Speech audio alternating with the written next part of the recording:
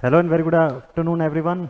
Welcome to this session of UEET. This is Ranjan. आप देख रहे हैं utilization of electrical energy and traction का ये session. Very very welcome on Advait education AENJ exams. आप सभी का बहुत बहुत स्वागत है. तो UEET का ये जो सेशन है इसमें हम बैक टू बैक UEET के टॉपिक्स भी पढ़ते हैं और इसी के साथ साथ इसके क्वेश्चंस भी लेंगे. ठीक है, तो स्टार्ट करते हैं ये सेशन. आई होप आप लोगों को ऑडियो वीडियो सब एकदम प्रॉपर आ रहा होगा. स्टार्ट करते हैं. Utilization of electrical energy and traction में पिछली क्लास में मैंने आप लोगों को इसका कंटेंट बताया हुआ था कि क्या क्या कंटेंट्स यहाँ पे हमारे होने वाले हैं, किस सीक्वेंस में कैसे हम सारी चीज़ों को पढ़ने वाले हैं, और पहला मॉड्यूल जो था उसको स्टार्ट किया था हम लोगों ने. ठीक है, तो आज वहीं से आगे चलते हैं, उसी के आगे कंटिन्यू करते हैं, उसके आगे कंटेंट. ठीक है, तो पिछली क्लास में हम लोगों ने देखा था about the drive systems. Electrical drive क्या होते हैं, किस तरीके से वर्क करते हैं, उनका इंपॉर्टेंस क्या होता है, उसके मेजर फंक्शंस क्या होते हैं, क्या क्या इंपॉर्टेंट चीज़ें किसी इलेक्ट्रिकल ड्राइव के भीतर होती है. ठीक है, तो आज देखते हैं. आज लोड कैरेक्टरिस्टिक पे जाऊं उससे पहले मैं आपको आज का दूसरा जो टॉपिक है, दूसरा जो कंटेंट है, पहले वो बता दूं. इलेक्ट्रिकल ड्राइव्स के क्लासिफिकेशन से शुरुआत करते हैं. ठीक है, क्लासिफिकेशन ऑफ इलेक्ट्रिकल ड्राइव जो है वहां से शुरुआत करेंगे, फिर उसके बाद आपको लोड टाइप्स में लेके आऊंगा. So this is our first module, electric drives पढ़ रहे हैं हम लोग. इसमें फर्स्ट मॉड्यूल है और इलेक्ट्रिक ड्राइव्स जो है वो पढ़ रहे हैं हम लोग इसमें. ठीक है, और सबसे पहले पढ़ेंगे अबाउट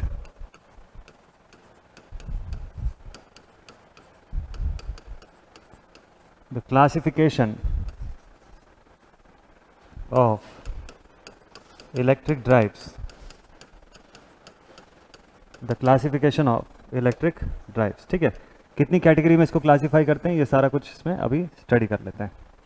तो इलेक्ट्रिक ड्राइव जो है उसका क्लासिफिकेशन मेजरली 4 तरीकों से होता है.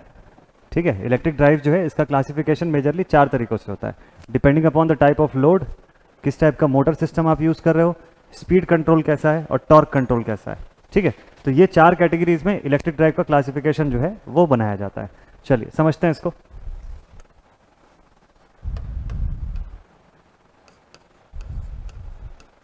सबसे पहला क्लासिफिकेशन होता है on the basis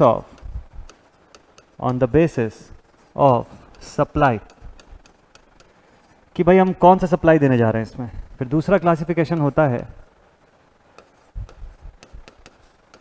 on the basis of number of Motors used, कि कितने मोटर्स हम यहां पर यूज करने जा रहे हैं. फिर नेक्स्ट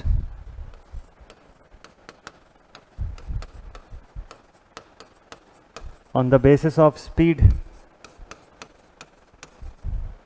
कितने टाइप की अलग अलग स्पीड जो है या लोड जो है, स्पीड या ऑब्लिक लोड कर लो इसको, वेरिएबल लोड है, कांस्टेंट लोड है, वेरिएबल स्पीड है, फिक्स्ड स्पीड है, किस टाइप की स्पीड या लोड कैरेक्टरिस्टिक के लिए हम ये ड्राइव सिस्टम देख रहे हैं. ठीक है, और लास्ट ऑप्शन होता है, मतलब लास्ट जो क्लासिफिकेशन होता है, that is based upon the basis of control. So it is on the basis of control.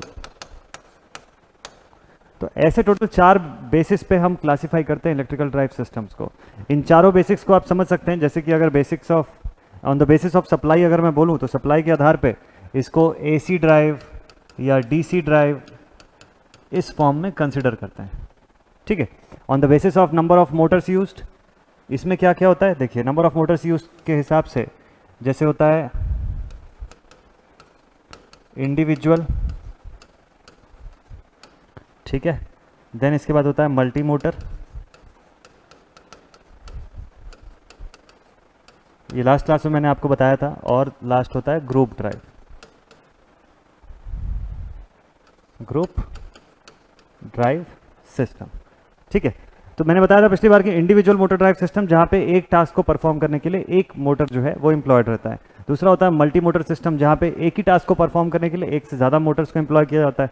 और लास्ट होता है ग्रुप ड्राइव. ग्रुप ड्राइव में उल्टा होता है, मतलब कि एक मोटर यूनिट का हम यूज़ करते हैं और वो मल्टीपल लोड्स को ड्राइव कर रहा होता है. एक ही मोटर, बस एक ही सिंगल मोटर मल्टीपल लोड्स को, अलग अलग टाइप के लोड्स को ड्राइव करेगा. So that is known as the group drive system. Clear यहाँ तक? चलिए अब इसके बाद आगे देखते हैं। On the basis of speed या लोड के बेसिस पे क्लासिफिकेशन होते हैं। बहुत सारे टाइप के लोड्स हो सकते हैं, कंटिन्यूस ड्यूटी लोड है ना, short time duty load, intermittent, periodic duty, ऐसे बहुत सारे टाइप के लोड्स होते हैं जिनके आधार पे आप क्लासिफिकेशन कर सकते हैं। नेक्स्ट होता है on the basis of control. Control किस तरीके से प्रोवाइड कर रहे हैं, जैसे कि pulse width modulation control provide कर रहे हैं, पल्स एम्पलीट्यूड मॉड्यूलेशन प्रोवाइड कर रहे हैं, स्टेप कंट्रोल प्रोवाइड कर रहे हैं, स्टेपर मोटर्स के अंदर जैसा किया जाता है नॉर्मली। तो डिपेंड करता है कि आप किस तरीके का कंट्रोल प्रोवाइड कर रहे हैं, या पोलैरिटी पोटेंशियल कंट्रोल प्रोवाइड कर रहे हैं, करंट कंट्रोल प्रोवाइड कर रहे हैं, है ना। तो वो डिपेंड करेगा कि आप जैसा कंट्रोल कर रहे हैं उस हिसाब से वैसा क्लासिफिकेशन बनता है इन ड्राइव सिस्टम्स का।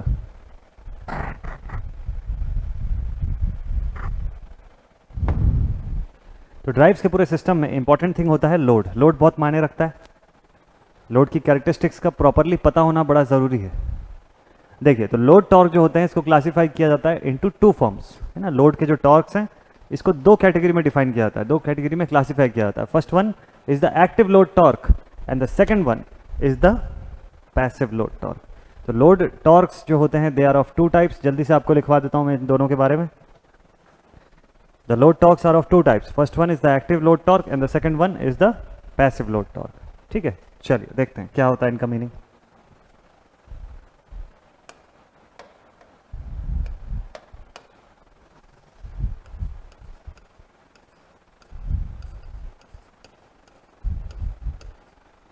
लोड टॉर्क्स, है ना।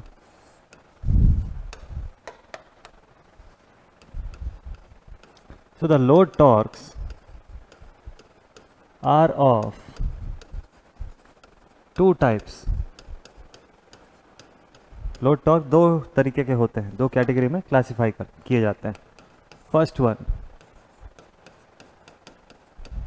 Is the active load torque and the second one is the passive load torque. ठीक है, एक होता है एक्टिव लोड टॉर्क, दूसरा होता है पैसिव लोड टॉर्क। दोनों की जो वर्किंग होती है, दोनों की जो टेंडेंसीज होती है थोड़ी थोड़ी डिफरेंट होती है। एक्टिव और पैसिव दोनों ही लोड टॉर्क्स की जो टेंडेंसीज होती है वर्क करने की, वो थोड़ी थोड़ी अलग होती है। कैसे अलग होती है मैं समझाता हूँ। देखिए, एक्टिव लोड टॉर्क ऐसा होता है जो पूरे सिस्टम को या ड्राइव मैकेनिज्म को एक स्टेबिलिटी के स्टेट में या एक बैलेंस के स्टेट में ड्राइव करता है। ठीक, लिखते हैं।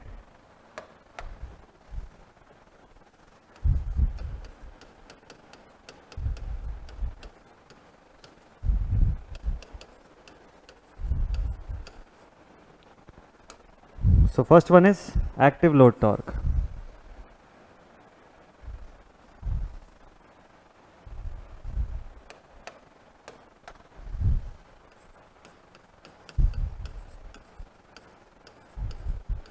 It is a load torque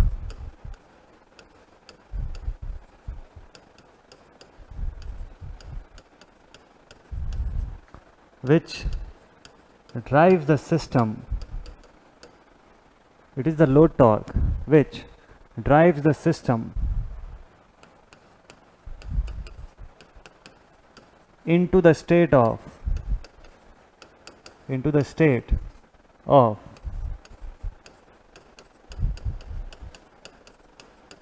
equilibrium or stability. ठीक है, तो ये क्या करता है, ये सिस्टम को ना स्टेबिलिटी या इक्विलिब्रियम के स्टेट में ड्राइव कर लेता है।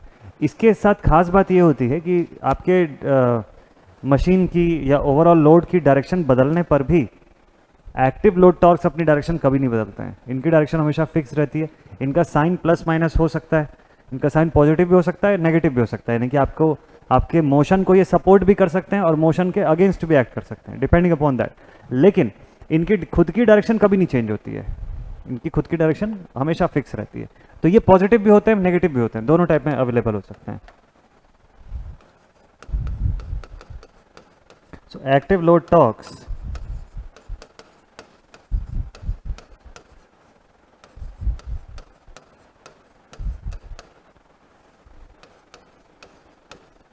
does not change their direction, does not change, the active load torques do not change their direction of rotation their direction of rotation even when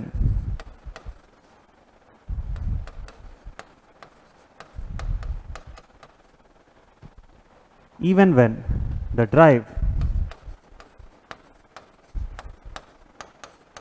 changes its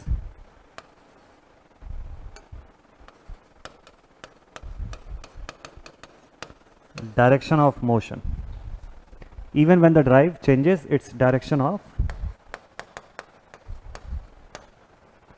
motion. तो ये लोग अपनी direction कभी नहीं बदलते हैं. So they can either be positive with respect to the load, या ये लोग नेगेटिव भी हो सकते हैं. Both the cases are applicable. Active load torque can be positive, it can be negative at times.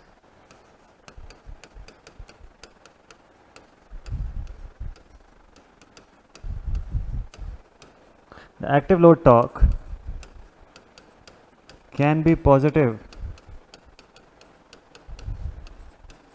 or negative. It can be positive or negative.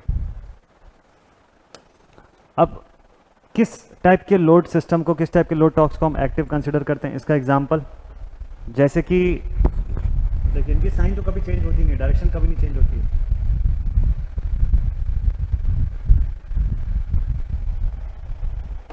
लिख लीजिए जल्दी से यहाँ तक आप लोग, फिर आगे लिखवाता हूँ आपको.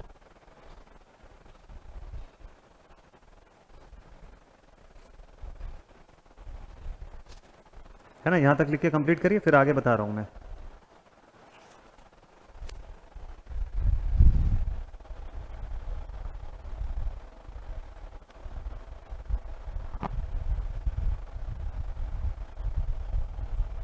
हो गया लिखना है यहाँ तक?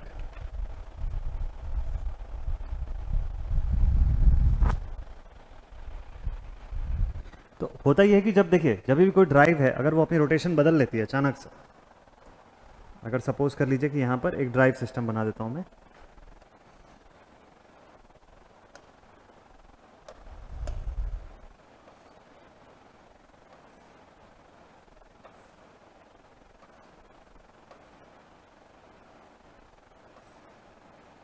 है ना, मान लो अगर ऐसा कोई ड्राइव सिस्टम है और ये अभी फिलहाल इस दिशा में ऐसे घूम रही है ना, ये ड्राइव सिस्टम अभी इस दिशा में घूम रही है. सडनली इसकी डायरेक्शन बदल के अब ऐसी हो जाती है, अब ये इस दिशा में घूमने लग जाती है, मान लो ऐसे घूमने लग जाती है. देन व्हाट विल हैपन, इसकी डायरेक्शन ऑफ रोटेशन जैसे ही चेंज होगी, जैसे ही इसकी डायरेक्शन ऑफ रोटेशन चेंज हुई, क्या हो जाएगा, आपका जो ड्राइव सिस्टम है वो अपना लोकेशन नहीं चेंज करेगा, लेकिन फिर भी जो आपका ड्राइव सिस्टम है या जो आपका एक्टिव लोड टॉर्क है वो कभी भी अपनी डायरेक्शन चेंज नहीं करेगा. तो भले ही हमारा लोड इस डायरेक्शन में ड्राइव हो रहा हो या इस डायरेक्शन में, फर्क नहीं पड़ता, ये डायरेक्शन ऑफ रोटेशन बदलने दो. Direction of rotation of drive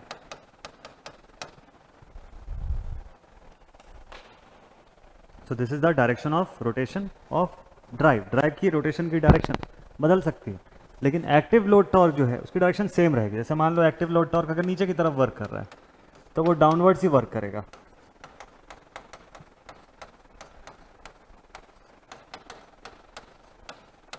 यहां पे जो मैंने एग्जांपल शो किया आपको, this is the example of gravity. This is the example of gravity. Gravitational pull की बात हो रही है, जो नीचे की तरफ खींच रहा है उसको, तो वो नीचे खींचेगा, कभी ऊपर धक्का नहीं दे देगा. ऐसा नहीं होगा कि आपने डायरेक्शन ऑफ रोटेशन उल्टा कर दिया, एंटी क्लॉकवाइज कर दिया, तो ग्रेविटी उसको ऊपर ढकेल रही है. अगर ऐसा हो जाए तो फिर क्या बात है, ये चीज नहीं होगी कभी, है ना. चलिए बढ़िया. Hello everyone, good afternoon, good evening, in fact not good afternoon, है ना, गुड इवनिंग. सो बढ़िया, एकदम मस्त. हाँ जी, तो एक्टिव लोड टॉर्क के एग्जांपल जरा बताइएगा आप लोग, है ना. आप सभी एकदम कमेंट सेक्शन में जल्दी से बताइए तो एक्टिव लोड टॉर्क के एग्जांपल, और वो भी ग्रेविटी को छोड़ के, क्योंकि ग्रेविटी तो मैंने बता रखा है. इसके अलावा बताइएगा और क्या हो सकता है. ग्रेविटेशनल पुल तो है ही.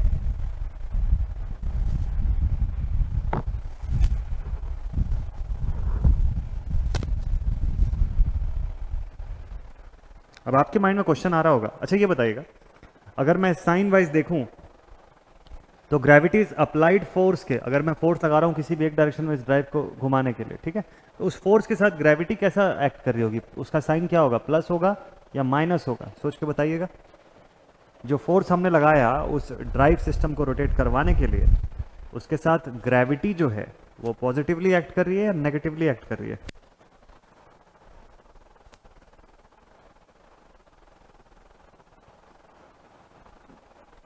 नेगेटिव एक्ट कर रही है, पॉजिटिव एक्ट कर रही है। ये पता कैसे चलेगा कि ग्रेविटी कब पॉजिटिव एक्ट कर रही है, क्योंकि डायरेक्शन तो सेम है, तो हर बार एक ही जैसा एक्ट करना चाहिए। हो सकता है हर बार प्लस पॉजिटिव हो या हर बार नेगेटिव हो, बट ऐसा होता नहीं है, चीज़ें बदलती हैं। कैसे बदलती है मैं आपको बता रहा हूँ, देखिए एग्जाम्पल को ध्यान से समझिएगा। एक अपहिल ग्रेडियंट लेके आया मैंने यहाँ पे, ठीक है, this is the uphill gradient, constant down hill gradient. Situation समझ आ रहा है सभी को? अपहिल और डाउन हिल का ग्रेडियंट है दो, उसको हम स्टडी कर रहे हैं अभी। अपहिल हो गया, कांस्टेंट हो गया, डाउन हिल हो गया, ठीक है। अच्छा, अब सपोज कर लो यहां से एक बस जो है वो जा रही है आगे, ठीक है, एक बस जो है वो अपहिल पे जा रही है, तो फोर्स कहाँ लगा रहे होगे आप? ड्राइव सिस्टम आपका कहाँ पे फोर्स लगा रहा होगा? इस दिशा में फोर्स लगा रहा होगा, फोर्स अप्लाइड इस डायरेक्शन में, ठीक है। ग्रेविटी कहाँ खींच रही होगी इसको? नीचे।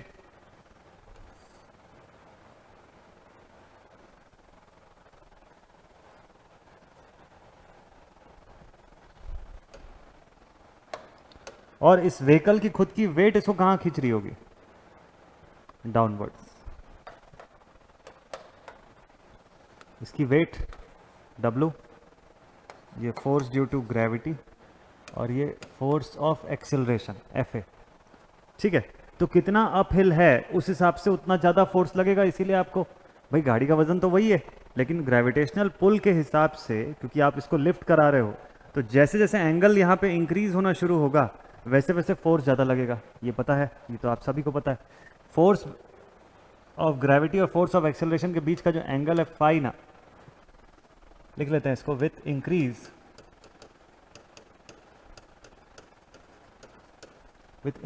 in angle between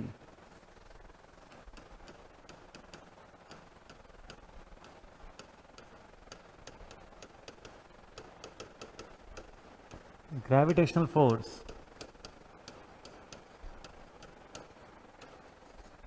and force of acceleration,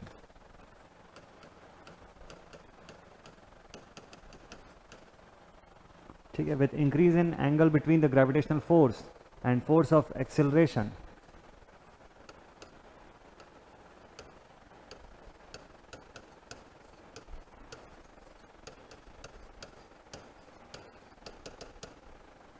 the weight of body will increase.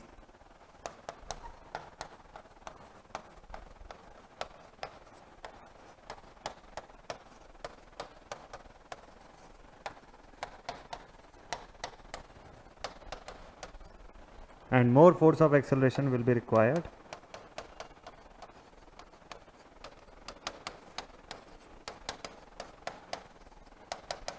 to pull it upwards, to pull it, इसको ऊपर की तरफ खींचने के लिए और फोर्स की जरूरत पड़ेगी। तो अब क्या होगा, कुछ देर के बाद ये बॉडी जो है, अभी ग्रेविटी कैसे एक्ट कर रही है? Fg is acting negative, Fg जो है इट इज एक्टिंग नेगेटिव,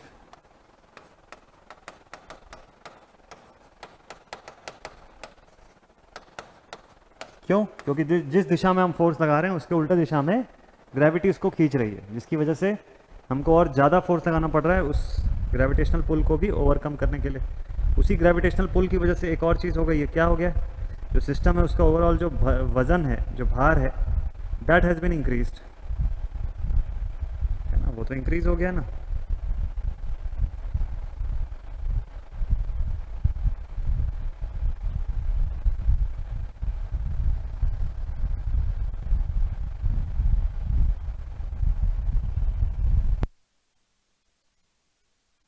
ठीक है, हो गया, लिख लिया सभी ने?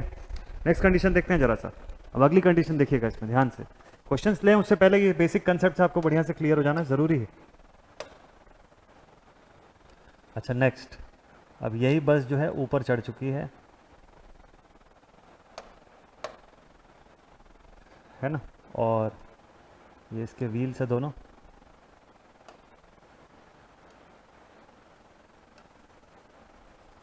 ठीक है बस है।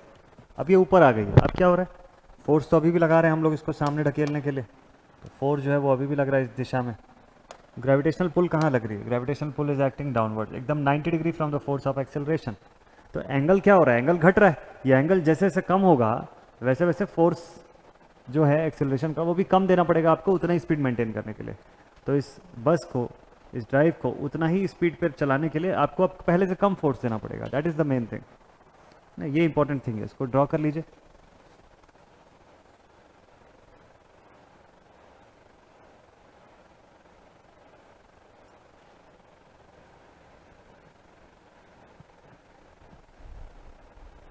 ये हो गया ड्रॉ।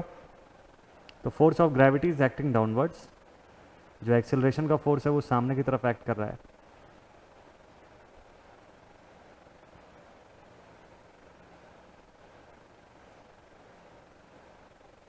ठीक है डन। चल, तो अब यहां पर ग्रेविटेशनल पुल एक्ट कर रहा है, इसको पॉजिटिव शो करोगे या नेगेटिव शो करोगे बताओ आप। Force of acceleration, force of gravity दोनों यहां पर है। अब थोड़ी देर के बाद जो है, चलिए ग्रेविटेशनल फोर्स अभी भी डाउनवर्ड एक्ट कर रहा है, तो क्या कैसा दिखेगा, ये अभी भी नेगेटिव होगा।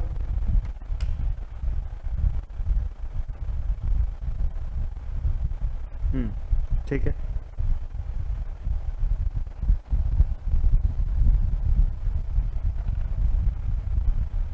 चलिए अब क्या होता है कुछ देर के बाद, कुछ देर के बाद एग्जैक्टली यही सेम बस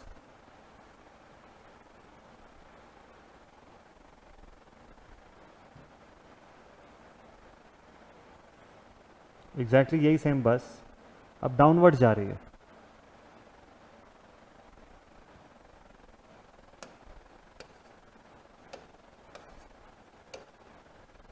एग्जैक्टली यही सेम बस जो है it is going downwards. Gravitational force तो अभी भी नीचे ही एक्ट करेगा, और जो फोर्स ऑफ एक्सेलरेशन है इस बार वो फोर्स ऑफ एक्सेलरेशन डाउनवर्ड जाएगा। तो 90 डिग्री से नीचे जब ये होते हैं तो एक दिशा में काम करते हैं, 90 डिग्री से ऊपर जाते हैं तो उल्टे दिशा में वर्क करने लग जाते हैं, तब इनका जो डायरेक्शन ऑफ वर्किंग है दैट बिकम्स अपोजिट।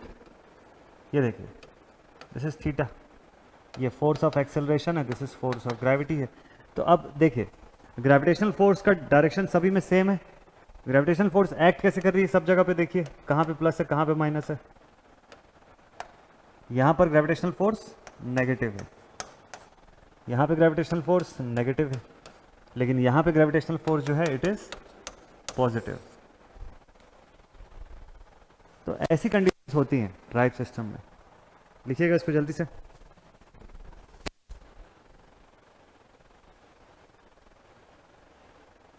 है ना, so more force of acceleration will be required to put it upwards.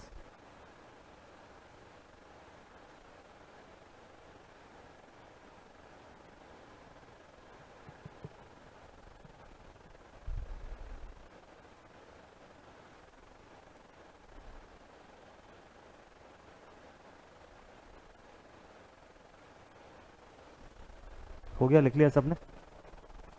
चलिए तो अब देखिए ग्रेविटेशनल पुल यहाँ पर एक्टिव फोर्स की तरफ वर्क कर रहा है ना, यहाँ पर क्या कर रहा है, पॉजिटिव शो कर रहा है रिएक्शन। तो जब आप इक्वेशन में लिखेंगे तो it will be shown as positive sign, it will be shown with positive sign. तो ऐसे ही लोड टॉर्क्स को हम बोलते हैं एक्टिव लोड टॉर्क्स, इसी टाइप के लोड टॉर्क्स कहलाते हैं एक्टिव लोड टॉर्क्स। ठीक है, इसके और एक दो एग्जांपल मैंने पूछा था आप लोगों से, चलिए देखें। टॉर्क ड्यू टू ग्रेविटी बिल्कुल सही है, और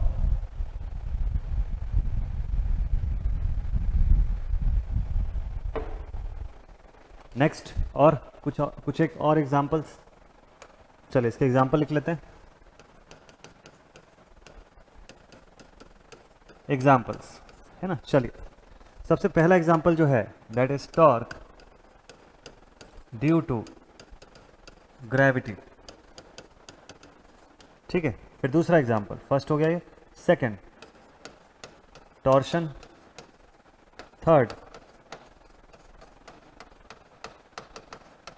कंप्रेशन, ग्रेविटेशनल टॉर्क हो गया, टॉर्शन हो गया, कंप्रेशन हो गया, और टेंशन, टेंशन भी इसी कैटेगरी में आता है, लिख सकते हैं आप इसको। तो ये सब इसके एग्जांपल्स हैं एक्टिव लोड टॉर्क के। इनकी खास बात ये है कि ये लोग अपनी डायरेक्शन ऑफ रोटेशन नहीं बदलते हैं, डायरेक्शन ऑफ मोशन जो है इनका फिक्स रहता है। साइन कभी प्लस भी हो जाते हैं, कभी माइनस भी हो जाते हैं, both the things are possible in them. इनका पॉजिटिव होना या नेगेटिव होना, both are possible things.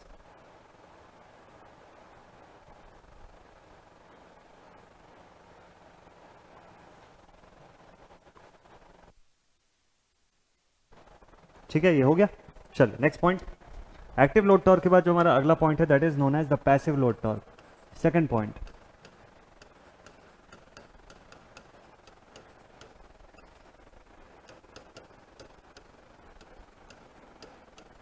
So our second point is the passive load torque.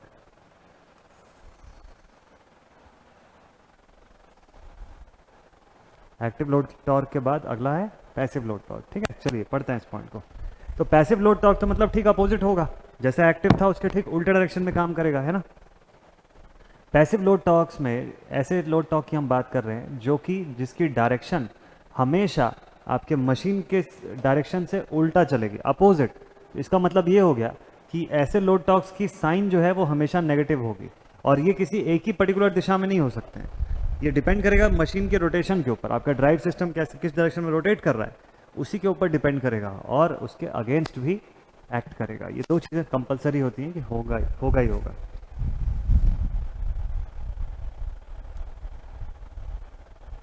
ठीक है, लिखें इसके बारे में, passive load torques.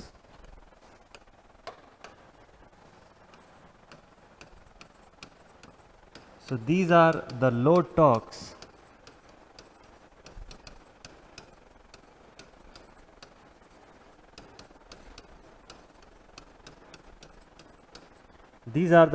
which oppose the direction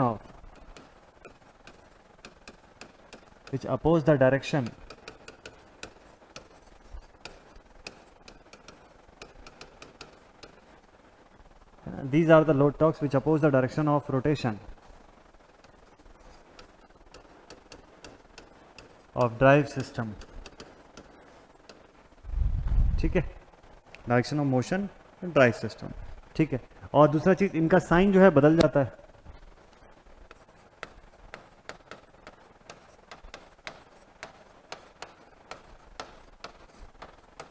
their sign changes with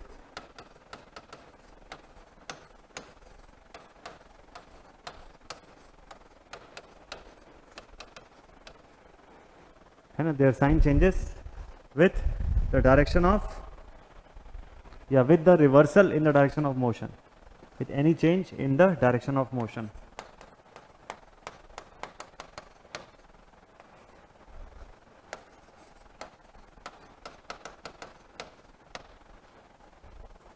ठीक है, with any change in the direction of rotation या motion. तो मोशन की डायरेक्शन के हिसाब से बदलते रहते हैं ये लोग। क्या इसमें भी बोलना चाहिए कि इट कैन बी पॉजिटिव और नेगेटिव? आंसर इज रॉन्ग, ये हमेशा नेगेटिव ही होंगे।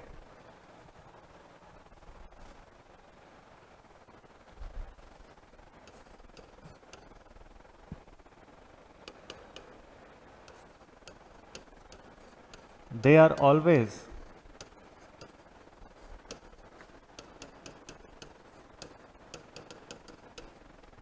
are always negative in nature.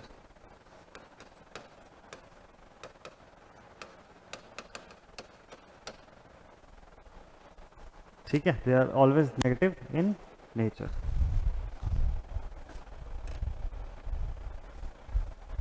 इसका एग्जाम्पल सोच के बताइएगा आप सभी लोग।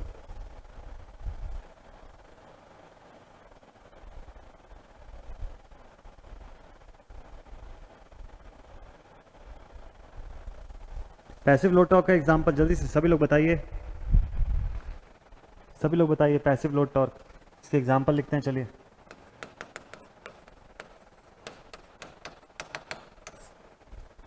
पैसिव लोड टॉर्क के एग्जांपल में सबसे पहला होता है फ्रिक्शन।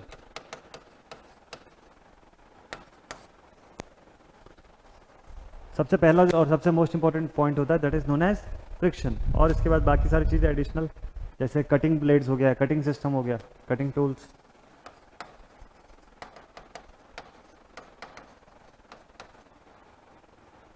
कटिंग टूल्स और friction, cutting tools, grinding systems,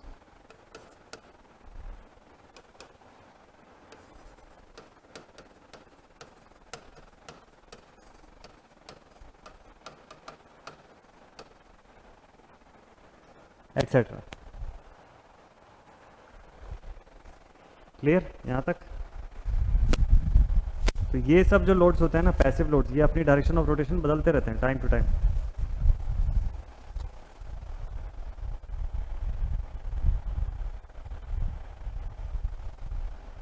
ठीक है, चलिए नेक्स्ट लोड टॉर्क के बारे में थोड़ा सा और लिखते हैं।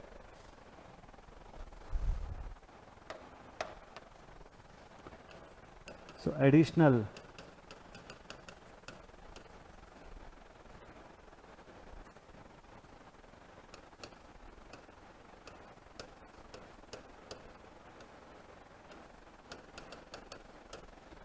information upon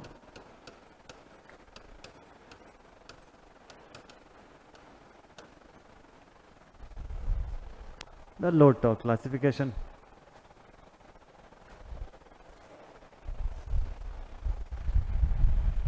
ठीक है, कंपोनेंट ऑफ लोड टॉर्क बोलते हैं इसको।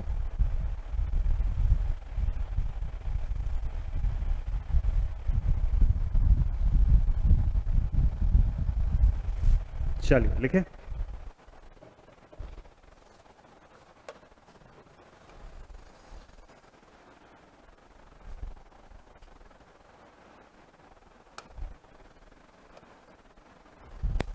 ठीक है, चलिए लिखते हैं इसके बारे में। सो additional information upon the load torque. ठीक है, so the load torque is divided, is denoted by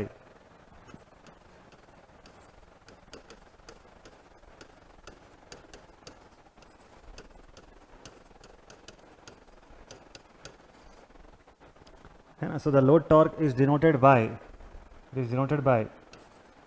TL, denoted by TL, and is classified or divided into the following components. ठीक है, and is classified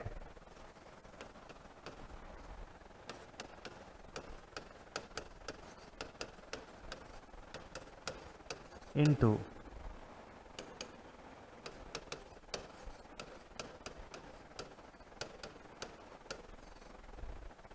following components.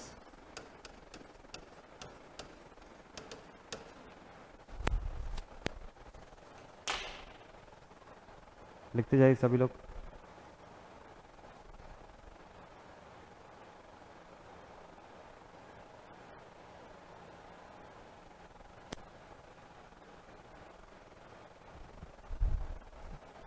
हो गया लिखना?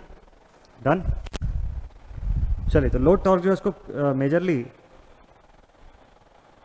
हाँ 3 से 4 category में डिफाइन करते हैं। ठीक, सबसे पहला होता है इसमें, सबसे पहला होता है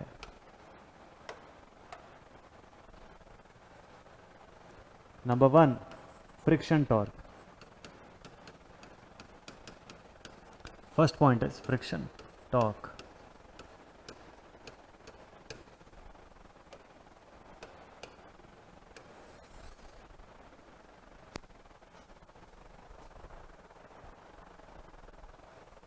first point is friction torque, जिसको कि टी एफ से डिनोट किया जाता है। It is denoted with T F, ऐसा। ठीक है, क्वेश्चन बनाते हैं ना, इसके बाद फिर क्वेश्चन बनाएंगे। और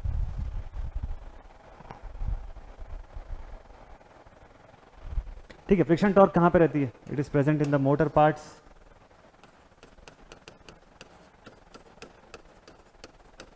it is present in the movable, it is present in the movable parts of machine that is friction torque.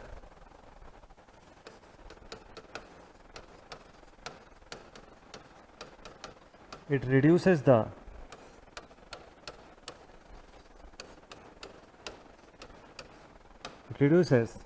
overall power generating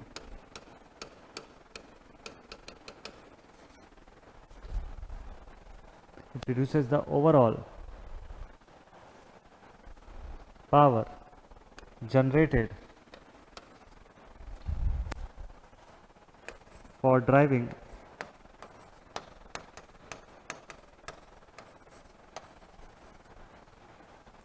all types of loads.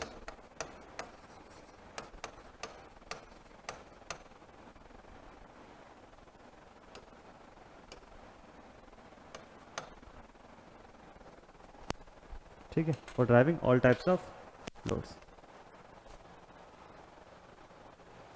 ठीक है, फ्रिक्शन टॉर्क टाउ एफ से denote हो गया. Next क्या होता है, और कौन कौन सी टॉर्क एक्ट करती है किसी भी ड्राइव सिस्टम के काम करने पे.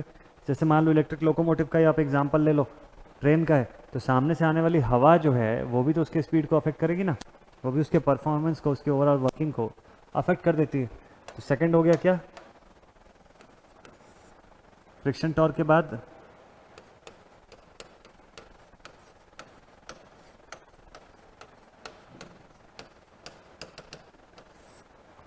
the next point is windage torque. Next जो पॉइंट है that is the windage torque. क्या होता है ये, जैसे सपोज कर लो आपने किसी मोटर को चालू किया, ठीक है, मोटर रन कर रहा है, और रन करते करते में जो हवा उसके अंदर आ रही है वो भी तो उसके स्पीड को अफेक्ट कर रही है ना, वो भी रेजिस्टेंस क्रिएट कर रही है, उसको उसकी पीक स्पीड पे पहुंचने नहीं दे रही है. सो that is the windage torque. ठीक है,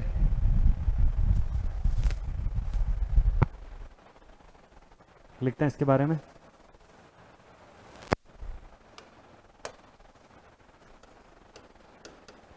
दिस टॉर्क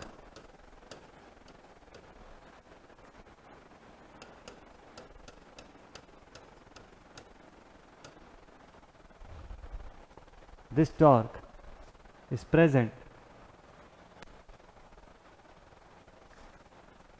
when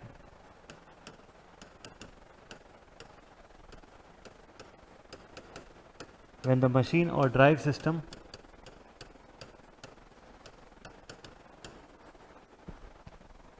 है ना, when the machine or drive system runs at any particular speed.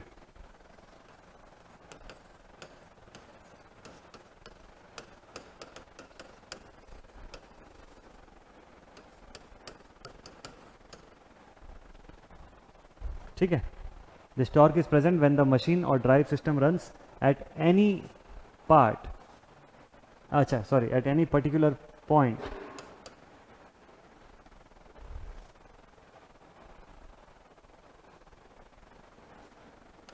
where the wind blow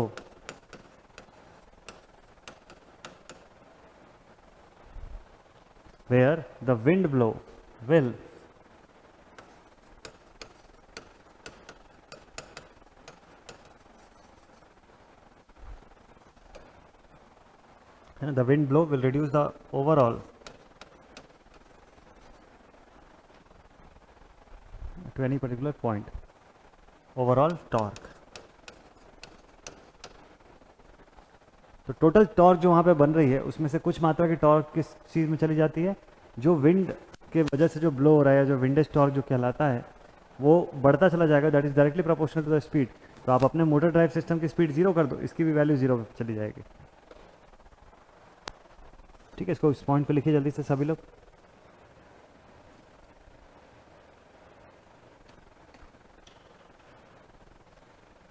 तो this is about the windage torque. Tau omega लिखना है इसको यहाँ पे.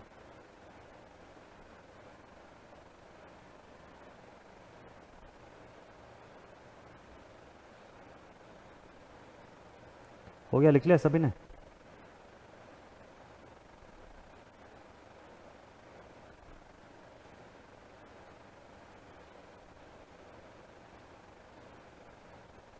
चलिए आगे देखें इसके। तो this is about the windage torque, tau omega, किससे नोट करते हैं, टाउ ओमेगा से, या टाउ डब्ल्यू भी आप इसको बोल सकते हो।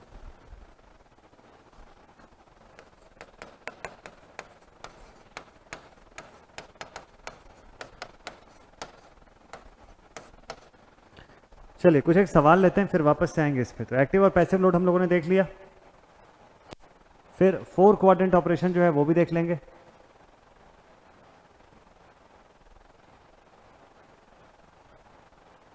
चलिए पहला क्वेश्चन आता है बोर्ड पर। अभी तक जो जो चीज़ें पढ़ी हुई है एटलीस्ट वो सबका क्वेश्चन तो आपसे बनना ही चाहिए।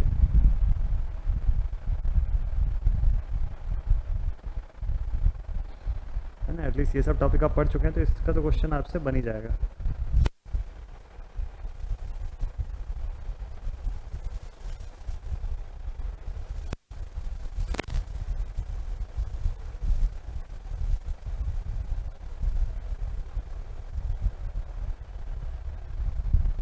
हो गया यहाँ तक?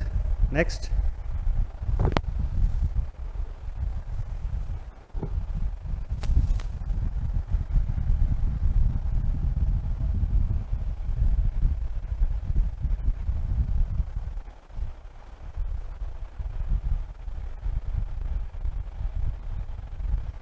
ठीक, चलिए देखते हैं। In group drive system the power factor what increases decreases या रिमेन्स कांस्टेंट या जीरो। तो पावर फैक्टर का केस कैसा होता है पता है, वहां पर फाई की वैल्यू जो होती है, जो हम फाई यहाँ पे लिखते हैं, ग्रुप ड्राइव सिस्टम में फाई की वैल्यू रिड्यूस होने लग जाती है। फाई की वैल्यू कोई बहुत ज़्यादा नहीं रहती है। देखिए बता रहा हूँ,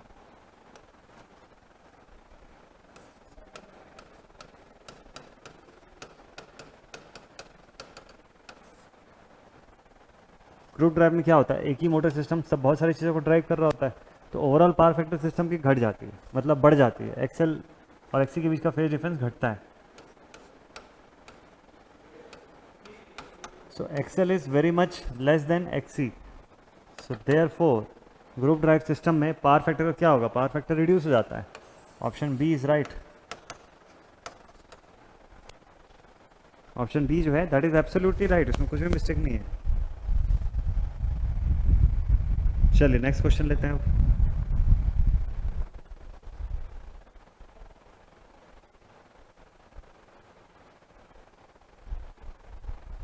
चलिए आ गया आपका अगला क्वेश्चन बोर्ड पर, इसको रीड कर लीजिए, प्लान करिए कैसे बनेगा। Which of the following are not the main component of electrical drive system. Electrical drive system का मेन कंपोनेंट इनमें से कौन सा नहीं है, ये बताना है आपको। कौन सा है वो तो आपको पता है।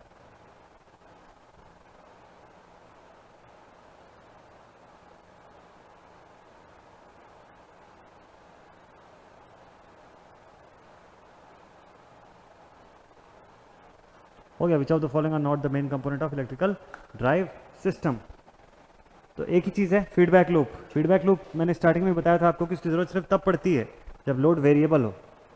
अगर लोड वेरिएबल है सिर्फ तब उसकी ज़रूरत है, अगर लोड कांस्टेंट है तो ये सब करने की कोई ज़रूरत नहीं है।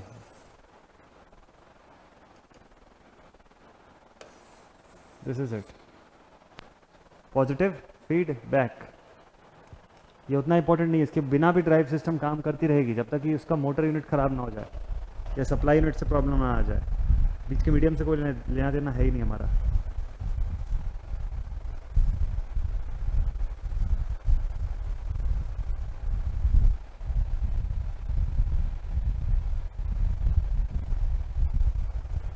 हो गया, लिख लिया सबने। तो अब फ्रिक्शन की बात हो रही है तो एक दो चीज़ें और लिख लेते हैं इसके बारे में कि friction eight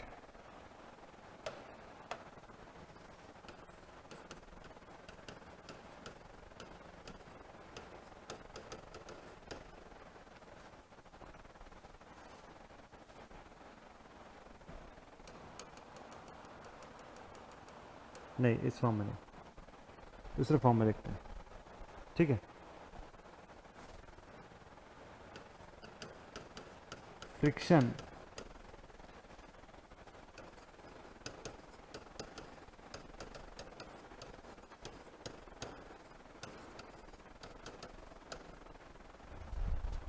friction at starting form of the load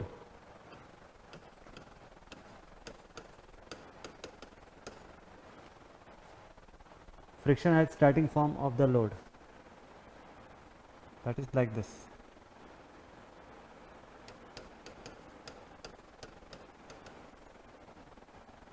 Here the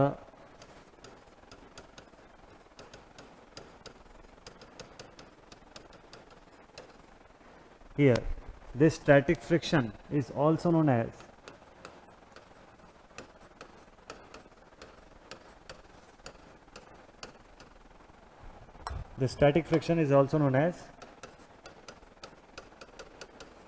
Dickson. Important है, शॉर्ट नोट की जैसे इसको याद कर लीजिएगा.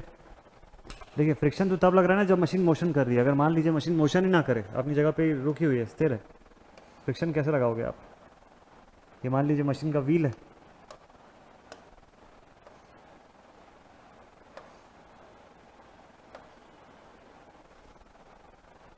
ठीक. अब अगर सपोज कर लो इसमें किसी भी डायरेक्शन का मोशन नहीं होता है,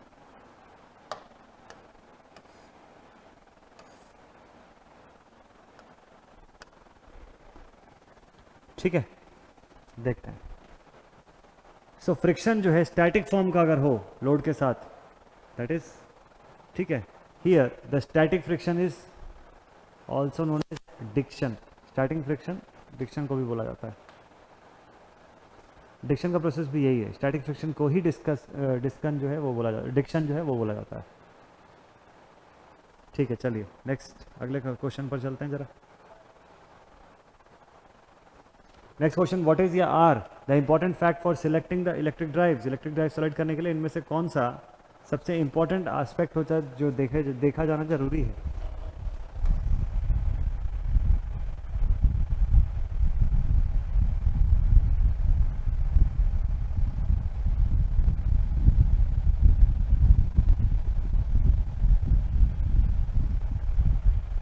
हो गया, देख लिया सभी ने?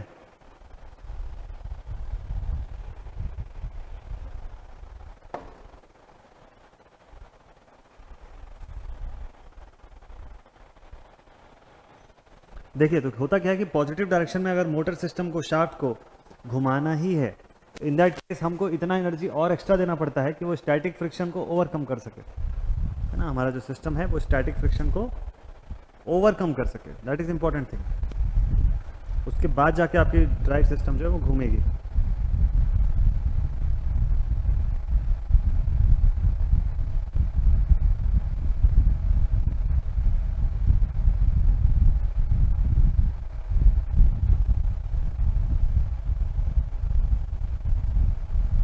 ठीक है, ठीक है, ठीक है.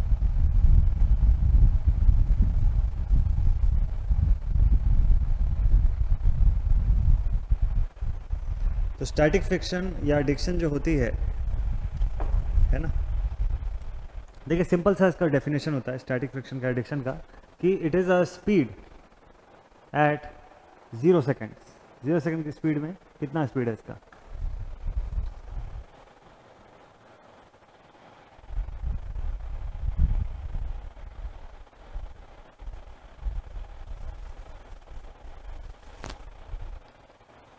ठीक है, खैर नेक्स्ट क्वेश्चन पे चलते हैं. इलेक्ट्रिक ड्राइव को सेलेक्ट करने का इंपॉर्टेंट फैक्टर क्या था? ये सभी के सभी इंपॉर्टेंट फैक्टर्स हैं. All 4 of them are important, all 3 of them in fact. Next अगला question on board. A load torque measures, a load torque can be classified into how many types. Load torque को कितनी category से classify किया जा सकता है? जल्दी से बताइए.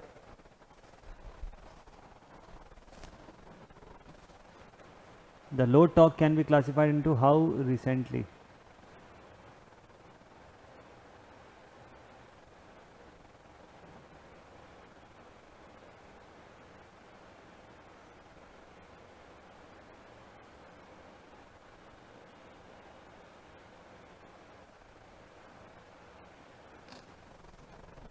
इस क्वेश्चन का आंसर है सभी का, देखते हैं. Load torque can be classified into how many types. Question का आंसर है 2. टोटल लोड टॉर्क को 2 कैटेगरी में क्लासिफाई कर सकते हैं हम लोग. कौन कौन सी 2 कैटेगरीज है? 2 categories are there. First one is active, second one is passive. बस, बाकी सब इसके बाद. Active load torque and passive load torque, ये 2 टाइप के लोड टॉर्क्स जो होते हैं ना वो अवेलेबल होते हैं हमारे पास. बेसिकली देखा जाए तो ये दो टाइप के लोड टॉर्क्स जो हैं वो अवेलेबल होते हैं। ठीक ठीक ठीक। तो फ्रिक्शन एट जीरो स्पीड जो हम लोगों ने देखा वो क्या कहलाया, डिक्शन कहलाया, सॉरी डिक्शन या स्टैटिक फ्रिक्शन इसी को बोलते हैं हम लोग। ठीक है, जब भी मोटर ड्राइव सिस्टम को आपको पॉजिटिव डायरेक्शन में रन करवाना है तो इसी डिक्शन फोर्स को ओवरकम करने की जरूरत पड़ती है। इतना फोर्स देना पड़ता है कि वो डिक्शन को ओवरकम कर जाए।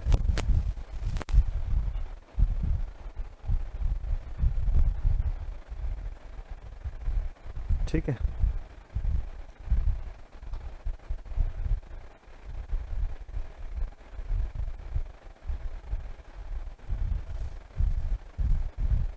ठीक है, हो गया यहाँ तक सभी का। Next question, sorry. तो लोड टॉर्क को क्लासिफाई दो कैटेगरी में कर सकते हैं हम लोग, active and passive.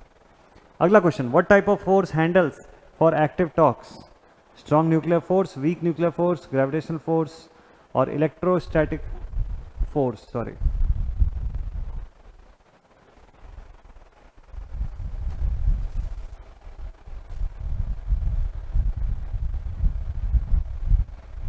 What type of force handles for active torques? है ना, what type of force handles for active torques? देखते हैं।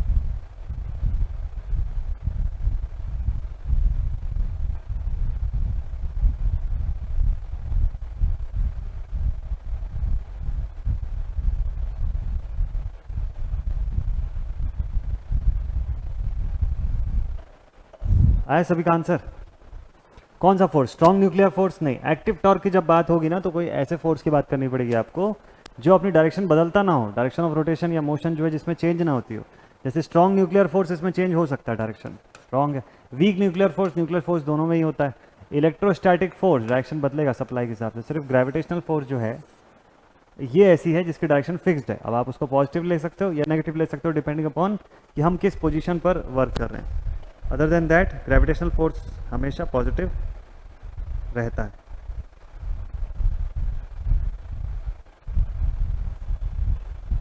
ठीक,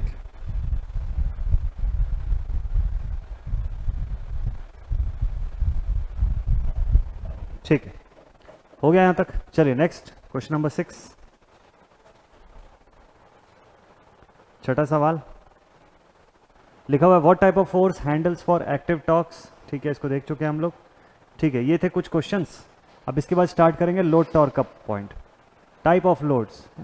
और लेकिन उससे पहले मशीन का 4 क्वाड्रेंट ऑपरेशन और लोड कैरेक्टरिस्टिक्स। चलिए 4 क्वाड्रेंट ऑपरेशन भी देख लेते हैं जरा। देखिए, कोई भी मशीन जो होती है वो 4 क्वाड्रेंट्स में ऑपरेट करती है। उसके ऑपरेशन को 4 क्वाड्रेंट्स में डिवाइड कर दिया जा सकता है। क्या क्या होते हैं ये चारों क्वाड्रेंट्स, देखते हैं। फर्स्ट क्वाड्रेंट लिखा हुआ है जहां मशीन पॉजिटिव टॉर्क और पॉजिटिव स्पीड दोनों प्रॉपरली पॉजिटिव बनाए रखती है। ठीक है, तो पावर डेवलप्ड इज पॉजिटिव और मशीन जो है मोटर की तरह वर्क कर रही है, supplying the mechanical energy output. दूसरा, सेकंड पॉइंट, क्वाड्रेंट नंबर 2, इस ऑपरेशन को बोलते हैं ब्रेकिंग क्वाड्रेंट। तो पहला हो गया मोटरिंग क्वाड्रेंट, तो इसके बगल में हो गया ब्रेकिंग क्वाड्रेंट। क्या होता है यहाँ पे, in this quadrant the direction of rotation is positive, ठीक है, and the torque is negative.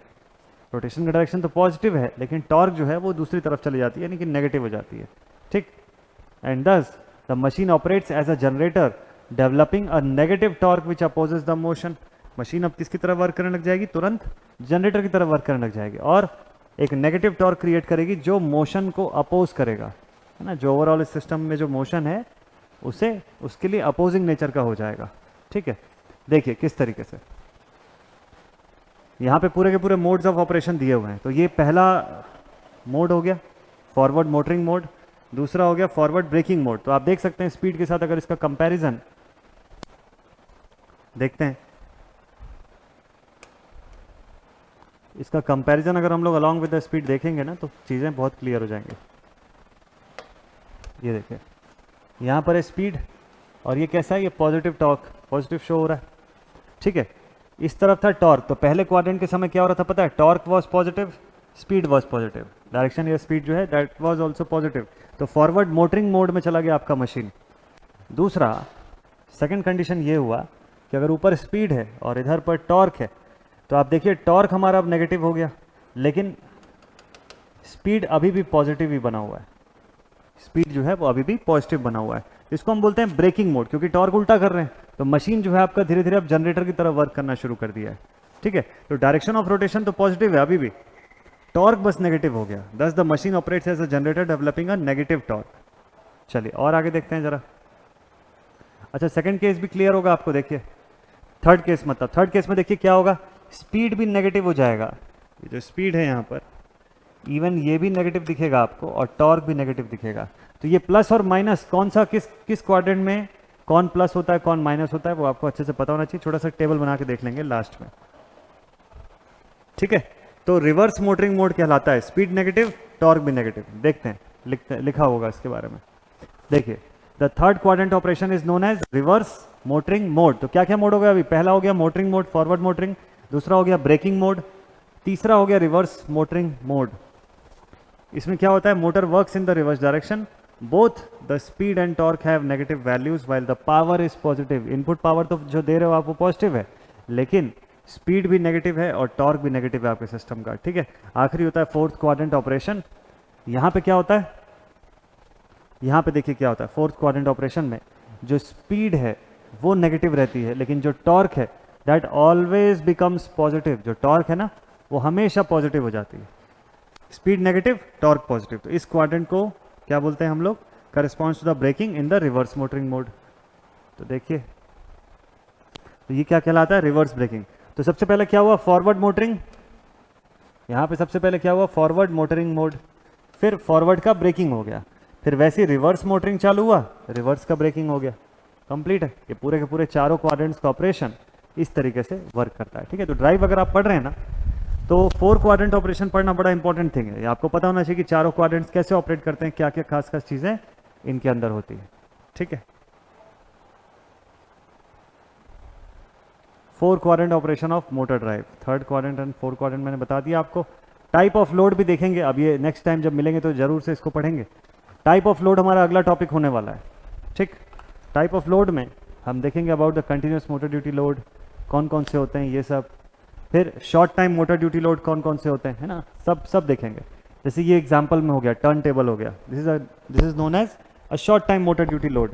Loads की क्लासिफिकेशन जो है वो प्रॉपरली किया जाना जरूरी है ना, लोड्स को प्रॉपरली बाइफरकेट करना, उसको समझना बड़ा ही इंपॉर्टेंट पॉइंट होता है। क्यों, क्योंकि अगर आप एज अ इंडस्ट्री अगर आप किसी और कंपनी को ऑर्डर देते हैं आपके लिए ड्राइव डिज़ाइन करने के लिए, तो वो ड्राइव किस आधार पर डिज़ाइन करेंगे, उसके लिए आपको ये सारे पैरामीटर्स बताने पड़ेंगे, तो फिर उस हिसाब से वैसा ड्राइव सिस्टम क्रिएट किया जाता है।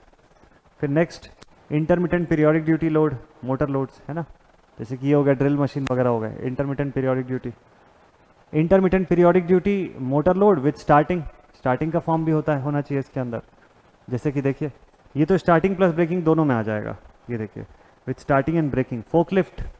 फोकलिफ्ट में क्या करना पड़ता है, शुरुआत में भी आपको लोड देना पड़ता है कि लोड को ऊपर जब लिफ्ट करके लेके जाएगा तो वहाँ ब्रेक लगाना पड़ेगा उसको, ब्रेक नहीं लगाएगा तो पूरी की पूरी लोड जो है वो नीचे आ गिरेगी, है ना। अगर इसने ब्रेक नहीं लगाया तो पूरी की पूरी लोड क्या होगी, नीचे आके गिरेगी। तो ये हमारा क्या कहलाता है, intermittent periodic duty motor load with starting and breaking.